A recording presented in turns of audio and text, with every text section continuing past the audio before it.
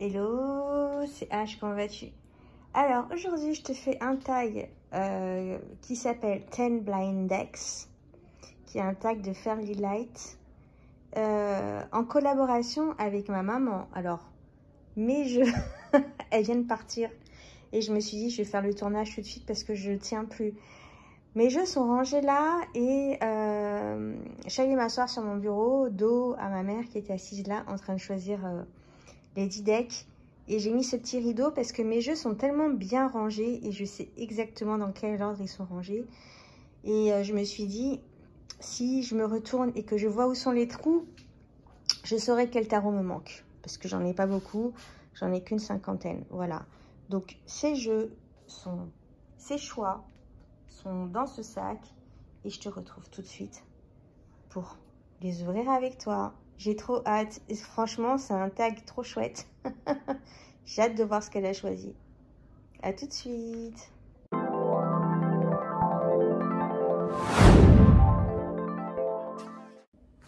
Hey, recoucou. Bon, ben, ça y est. Ils sont là. Alors, je lui ai demandé quels étaient ses choix. Et elle m'a dit qu'elle a pris d'une part les jeux, les boîtes qui lui plaisaient. Et ensuite, elle a fait un premier tri, elle a fait un deuxième tri pour regarder les cartes. Elle voulait pas des jeux trop sombres. Elle voulait des jeux joyeux, lumineux. Elle s'est beaucoup référée au dos de deck. Et ensuite, elle a regardé les cartes. Donc voilà, je pense que ça sera une sélection de jeux plutôt lumineux apparemment. Donc nous allons voir tout ça ensemble. J'ai trop hâte.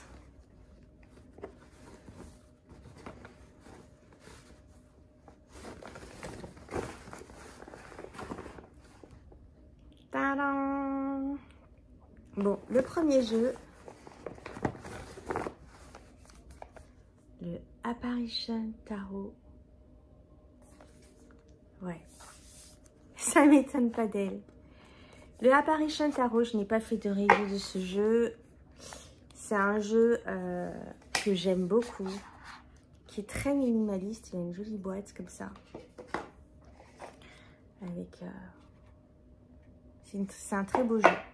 C'est un jeu que j'ai voulu pendant longtemps. Ça fait 2 ans, je crois, 2 ou 3 ans que je l'ai. Je l'ai trouvé sur Vinted d'occasion. J'ai sauté dessus, bien évidemment. Parce qu'il n'y a que récemment, en fait, que Nicolas le vend sur sa boutique. Mais jusqu'à maintenant, en fait, on pouvait l'acheter que via l'étranger. Donc, c'est un joli deck, comme ça, très minimaliste. C'est ce que j'aime, en fait. C'est ce qui m'a attirée dans ce jeu. Avec des illustrations très originales, comme ça, très colorées. J'aime beaucoup cette carte, le pendu. Je les aime toutes. Ça me fait penser que ça fait longtemps. Bah, du coup, c'est chouette parce que ça fait longtemps que je ne l'ai pas utilisé. Et peut-être que je pourrais le ressortir, du coup. Ça, c'est le 2 de coupe, j'imagine. J'imagine bien.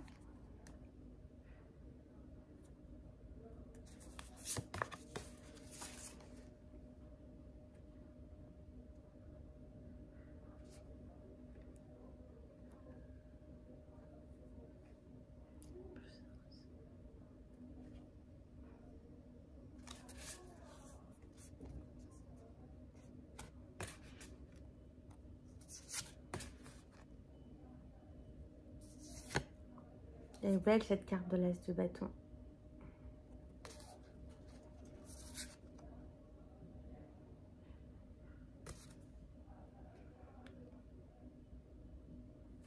Le 7 d'épée, on a un tricheur de joueur d'échecs. Soit c'est un tricheur, soit c'est quelqu'un qui est très sharp, qui est très pointu et très intelligent. Ça dépend comment on veut l'interpréter. Page de bâton qui ressemble beaucoup à l'as de bâton pour le coup. Ce sont des cartes presque similaires, hein, j'ai envie de dire. Qui ont la même énergie pour moi. Enfin, Le 5 d'épée. Il est vraiment chouette comme jeu.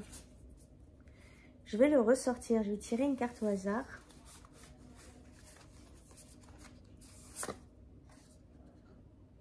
Le 10 de Pentacle. On a un joli château avec un beau paysage. Voilà. Plein de sous-sous pour se faire plaisir et s'acheter la maison de ses rêves. Qui n'en rêverait pas?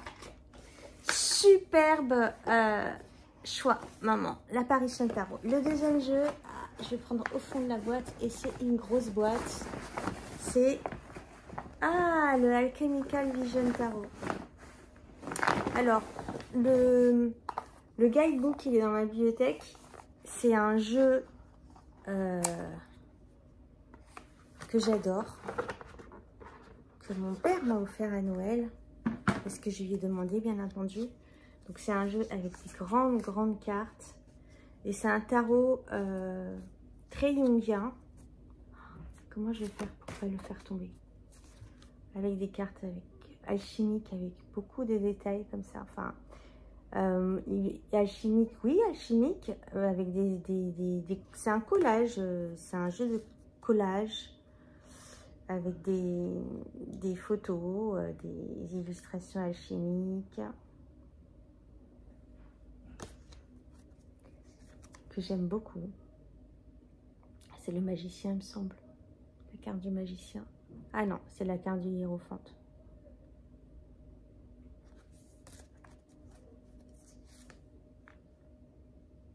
Oh, qu'est-ce qu'il est beau. 8 de bâton. Tiens, voilà un 8 de bâton pas commun, tiens. Le 8 de bâton, on a généralement les bâtons là qui volent dans l'air. Et celle-là, elle est assez originale. Avec cet homme-là qui vole. Superbe choix. Il est très beau ce jeu. Faudrait que j'en fasse une review un jour. Hop, il glisse. Par contre, tu vois, les cartes, elles sont grandes et elles brillent. Le roi de bâton. Je le connais pas bien parce que je l'ai depuis le mois de décembre et j'avoue que c'est un jeu que j'avais eu, que j'ai revendu, que j'avais eu il y a 5 ans, que j'ai revendu et du coup je me suis fait offrir parce que voilà, comment ne pas avoir ce jeu chez soi? Il est magnifique. Le jugement. Un peu destructrice cette carte. En même temps, le jugement, elle est un peu apocalyptique cette carte. Donc voilà. Le choix numéro 2 de maman, c'est le Alchemical Vision Tarot, qui est un très beau jeu. C'est la carte de la mort que j'ai là, avec le temps qui s'arrête. Et du coup, sur ces cartes-là, on a plusieurs scènes et on a plusieurs grilles de lecture. Là, on a un vieux monsieur qui fait penser à l'ermite qui arrête le temps. Donc, ça peut être, on peut imaginer que c'est Saturne ou c'est Chronos. On a le squelette, là. On a l'anatomie d'un chien. On a des gens qui se battent. On a une scène de bataille en dessous. Et on a le soleil qui renaît derrière et du vert. Donc en fait, et puis on a tout le flou là. Il y a plusieurs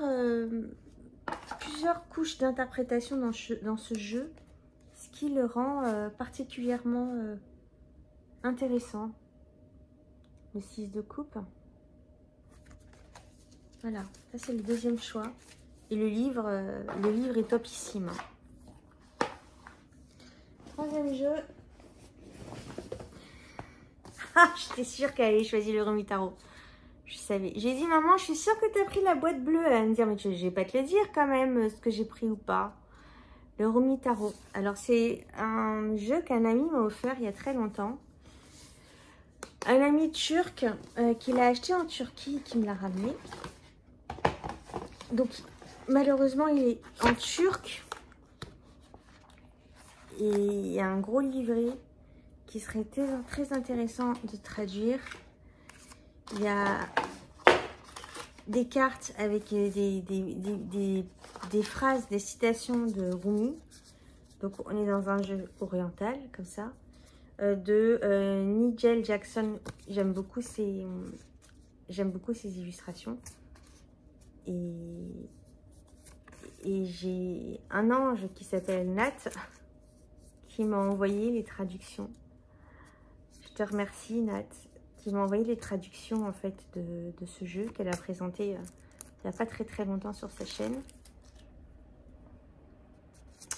Donc c'est un jeu, j'avoue que je ne l'ai jamais, mais jamais utilisé parce que j'avais la flemme en fait de traduire les cartes. Même si maintenant je n'ai plus d'excuses, j'ai les traductions, au moins des citations sur chaque carte, et je vais pouvoir l'utiliser comme ça. Voilà, le Rumi Tarot. Alors, le Zix Arcana Tarot. Ça aussi, c'est un cadeau. J'aime beaucoup ce jeu. Je crois que c'est le jeu le plus coloré. Bon, j'en ai des jeux colorés, hein. Celui-là, il est particulièrement coloré. Le plus coloré et un des plus beaux jeux que j'ai, avec sa tranche comme ça, rose métal. Et on a des cartes comme ça, hyper colorées.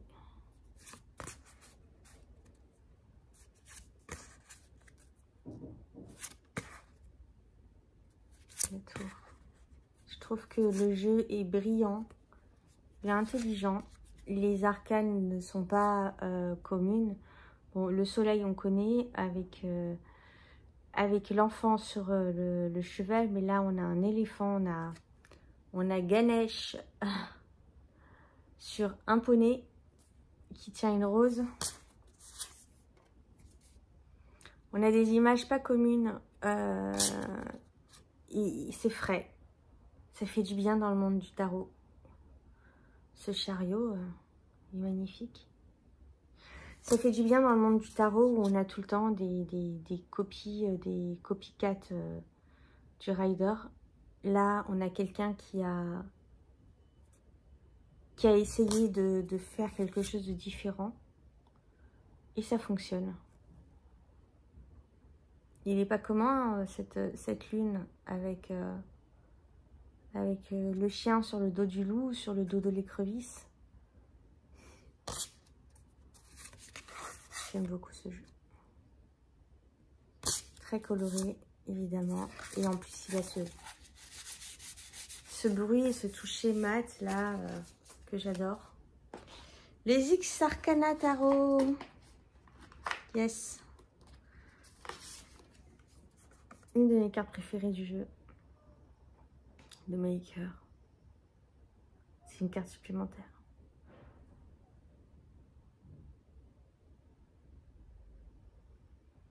La créativité à l'état pur. Voilà, les X Arcana Tarot. Ensuite, on en est à 5 jeux. Le prochain, c'est le Mars Power. Ah oui, elle m'a dit qu'elle avait choisi des tarots colorés. Effectivement, c'est les plus colorés qu'elle a pris. Le Mars Power Tarot.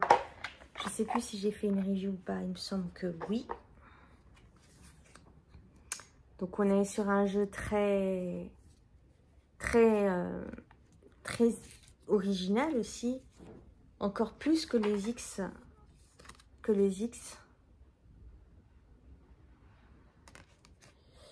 Il demande un peu d'investissement. Ce n'est pas un tarot pour les débutants, évidemment. La carte de l'ermite, j'adore. C'est une de mes cartes de l'ermite préférées. Elle est coincée entre ses livres.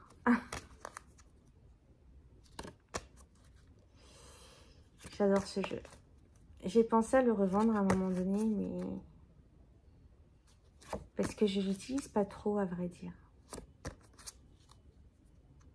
Mais... regarde les détails. Il est super. C'est de tuerie en vrai.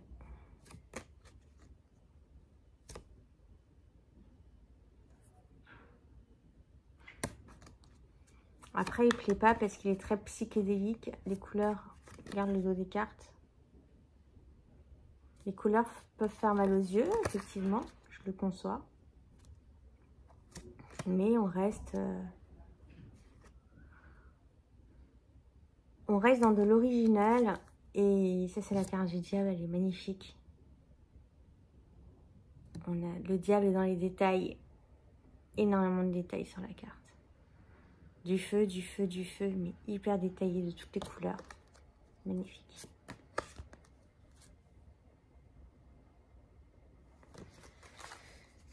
Voilà. Mars Power Tarot. Ensuite,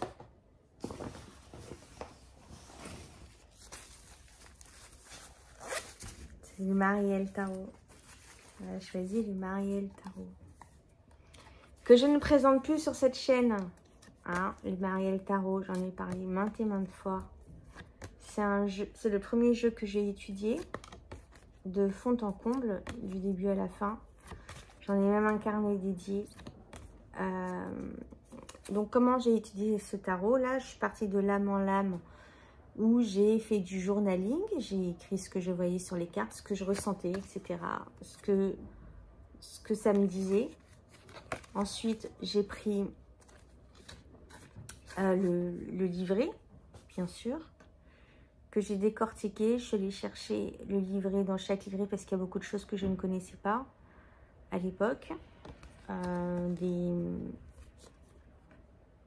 Voilà, je suis allée faire des recherches. Et il y a 5-6 ans, il y a beaucoup de chaînes tarot qui ont fait des deep dives, des présentations en profondeur du jeu avec leurs interprétations. Donc je suis allée regarder leurs vidéos, j'ai pris des notes et ensuite j'ai fait une synthèse, et ça pour chaque carte. Ça m'a pris des mois, mais c'est un jeu que je connais sur le bout des doigts. Alors maintenant, je l'utilise plus trop parce que il y a des jeux comme ça qu'on affectionne à certains moments de sa vie, qui nous apportent des choses, et puis à un moment donné, nos chemins se séparent. Et celui-là, pour l'instant, je dis bien pour l'instant, nos chemins se sont séparés. L'année dernière, je l'ai beaucoup utilisé, au Marielle. Cette année, en 2024, un peu moins. Pas du tout même. Je crois que je ne l'ai pas sorti du tout en 2024. Donc voilà. En 2023, je l'ai beaucoup utilisé. Je l'ai beaucoup utilisé en 2020. Et en 2021, quand je l'ai étudié du coup. Voilà, en 2022. Un peu. En 2022, peu, puisque c'est l'année 2022 où j'avais quasiment arrêté de tirer les cartes pendant 6 mois à peu près. J'avais remis beaucoup de choses en question. Bon, j'ai étudié toujours le tarot, mais j'avais arrêté de tirer les cartes. Le prochain jeu, j'ai l'impression qu'elle a pris mon jeu à moi. Merci Mamoun. Le Estrella Tarot. Bon. C'est normal qu'elle choisisse le jeu de sa fille dans ses choix, non? Le Estrella Tarot, c'est un tarot de Marseille revisité et moderne. J'aime beaucoup le choix de l'artiste pour la texture de la boîte et les couleurs. L'artiste, c'est moi, bien évidemment, c'est mon jeu. C'est un tarot de Marseille qui est dans une jolie petite boîte comme ça, qui a un guidebook de plus de 100 pages.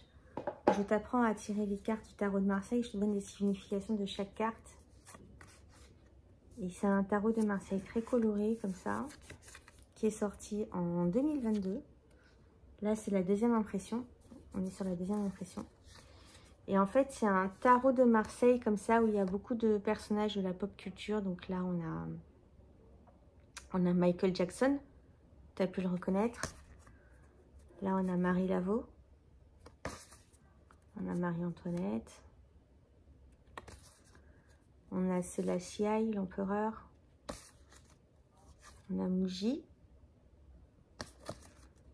Là, c'est personne. Freddie Mercury. La Mat. Donc voilà, on a plein de personnages comme ça de la pop culture. Et évidemment, Nina Simone. Et c'est un tarot de Marseille. Donc j'ai essayé de faire un tarot de Marseille à ma sauce, en respectant maximum les symboles et les placements des végétations sur la carte. Donc c'est des végétations que j'ai choisies, bien entendu, mais tout est conforme au tarot de Marseille. Les fleurs sont là, fanées, épanouies, elles sont...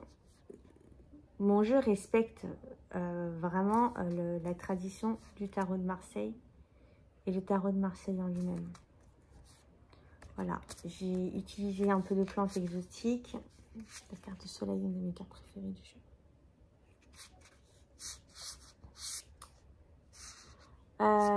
Qu'est-ce que je voulais te montrer? Je voulais te montrer les cartes des deniers. Où j'ai choisi le cori, le coquillage cori pour le denier. Voilà les deux des cartes. J'en profite pour montrer mon jeu. Je trouve que je ne le montre pas assez. Pourtant, je suis très fière de mon travail. En plus, il est en lin. Il est imprimé sur du papier ligné, comme ça. Je trouve que j'ai fait un très beau job avec ce jeu-là. Donc, j'en ai en stock. Si tu veux en avoir un, n'hésite pas. Estrella Tarot. Beaucoup de jeux roses. Ensuite, oh, c'est bientôt la fin. J'ai 1, 2, 3, 4, 5, 6, 7. Il en reste 3. 8. Le Qatar Tarot. C'est un tarot que je n'ai pas présenté encore sur ma chaîne. Je vais en faire une review. C'est un tarot que j'ai acheté à un moment donné, début 2024 ou fin 2023. Je ne sais plus trop. Où j'étais à fond sur l'histoire des Cathares et des Templiers. Surtout sur la philosophie cathare et le gnosticisme. Voilà. Parce que le gnosticisme, désolé si tu entends les voisins, on dirait qu'ils sont au marché aux poissons, les gens. Les mecs, ils gueulent dans leur appartement, les fenêtres sont ouvertes et on entend tout. Désolé. Donc en fait, c'est l'histoire des cathares, des bons hommes et des... comment on les appelle On les appelait les cathares, les bons hommes, les bonnes femmes, je crois. Les parfaits. Les parfaits. Il me semble que c'est ça. Donc en fait, dans ce jeu-là, il y a des personnalités connues de cette époque-là. Donc là, c'est Raymond de Trencavel. Je ne connais pas son histoire. Voilà le parfait.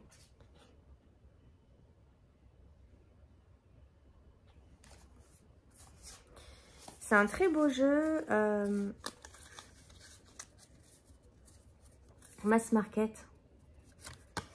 Style médiéval, comme ça. Donc il a son histoire derrière. Très intéressant. Et les images, par exemple, là c'est le 6 de coupe.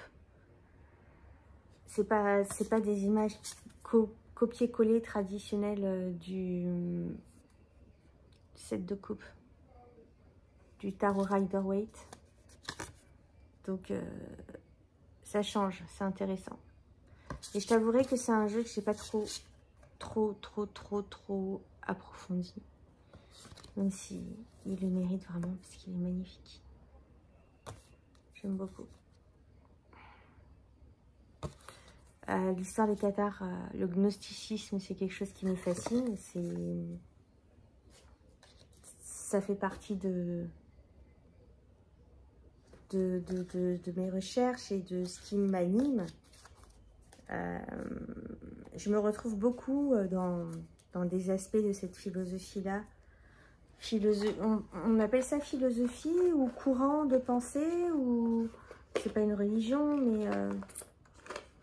Et donc du coup, au cours de l'histoire, il y a eu beaucoup de mouvements comme ça, comme le mouvement Cathare. Il y en a un autre aussi qui est décrit, j'ai oublié le nom, que j'avais exploré aussi dans le tableau de Bosch. Cette histoire-là de vivre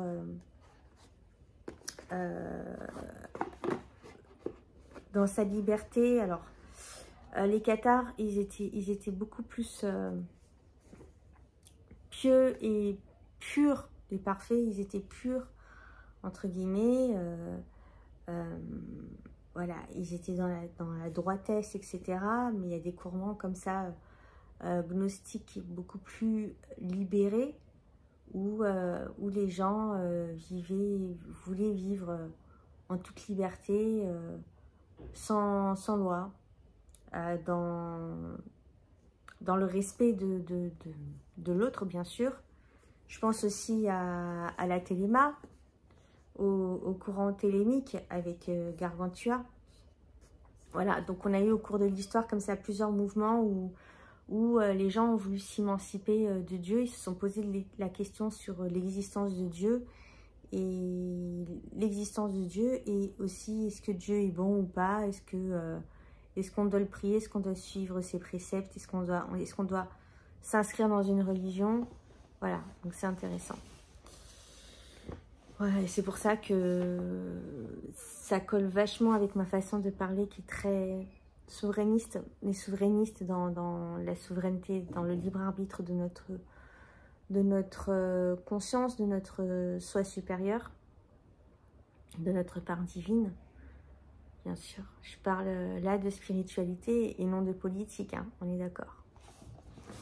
Alors, c'est l'avant-dernier jeu. Il est bien ce tag. Une grosse boîte, qu'est-ce que c'est? Le Tazama African Tarot. C'est un jeu aussi où je voudrais faire la review un jour. C'est un jeu magnifique déjà. Le coffret est magnifique. On a des dorures comme ça. Il commence à dater ce jeu de 4 ou 5 ans. À l'époque, c'était... Aujourd'hui, on a de plus en plus de beaux jeux avec des belles boîtes, avec des belles... Pardon. Des belles finitions et tout. Mais à l'époque, en fait, il n'y avait pas beaucoup de jeux comme ça avec des belles finitions. Celui-là, c'était mon premier beau jeu. Avec cette belle bordure mat et tout. Et on a un tarot Rider-Waite, mais avec des figurines africaines et des espèces d'auréoles dorées comme ça autour de leur tête. Magnifique. Et tous ces personnages sont des vrais personnages historiques qui ont tous une histoire. Et les auteurs ont écrit un livret sur qui sont ces personnages. Et je voulais faire une vidéo dessus. Mais du coup, ça me demandait un peu de temps d'études. Désolée pour le bruit des voisins. Je sais pas si tu les entends. C'est un truc de dingue. Moi, je les supporte plus. J'en ai marre de faire des vidéos où je parle de mes voisins tout le temps. Donc, sur toutes les cartes, on a des collages, comme ça, des photos d'archives avec des fonds super beaux. Les couleurs saturées comme ça. Ce sont les couleurs en plus.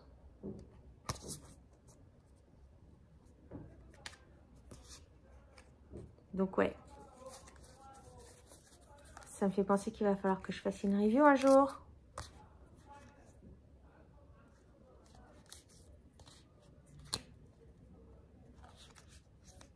Voilà. Superbe choix. Tazama African Tarot.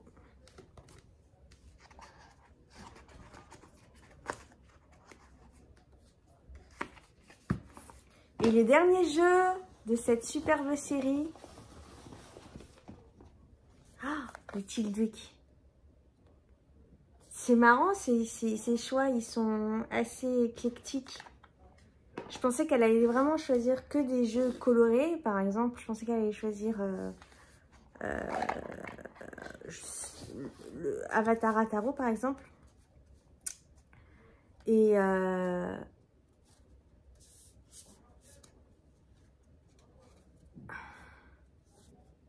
le Tilduc Tarot.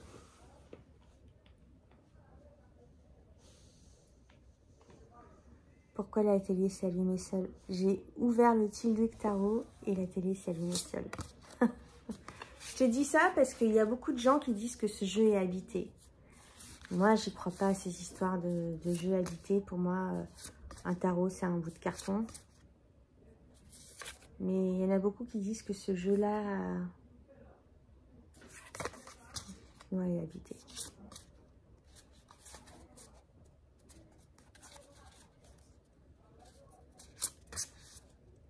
J'aime beaucoup ce jeu. Il a quelque chose de... Il y en a beaucoup qui n'aiment pas parce qu'il est spécial quand même. Ces pièces, là on est sur le 10 de coupe, donc on a une vieille armoire style Louis XVI, je sais pas. Donc en fait on est dans des pièces de château, comme ça, ou dans le jardin des châteaux. Donc là on est...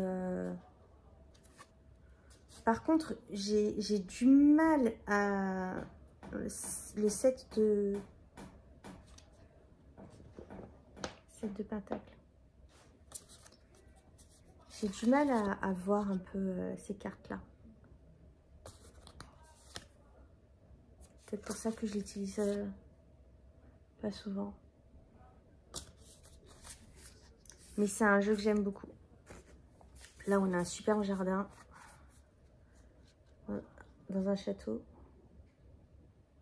C'est un personnage de cour, il me semble. Ouais, c'est le page de coupe. En plus, je l'ai reçu le lendemain enfin, quelques jours après mon retour de Rome.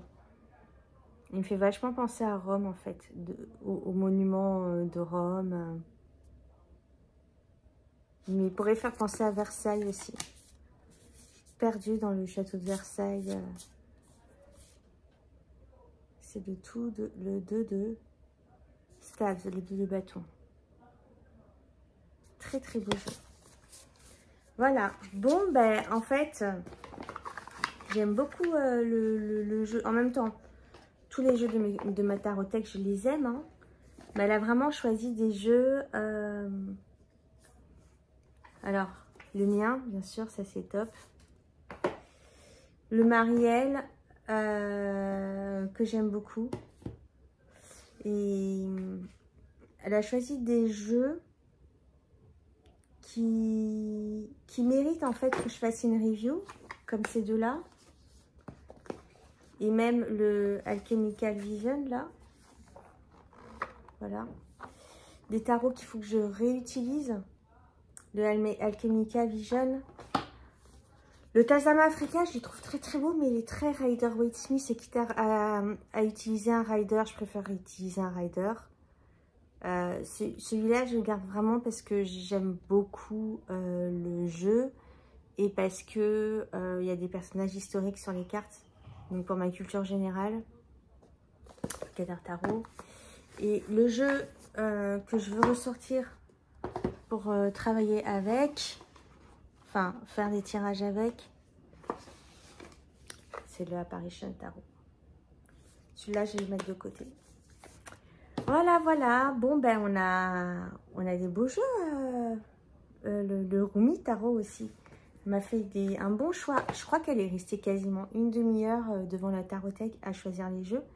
Elle a vraiment joué le jeu. Maman, tu me regardes, je sais. Merci beaucoup. Pour ta participation à ce tag. Et j'espère que ça vous aura plu. Si ça t'a plu, lâche-moi un pouce, un commentaire. abonne-toi à ma chaîne si ce n'est pas déjà fait. Et je te dis à la semaine prochaine pour une prochaine vidéo. Bye!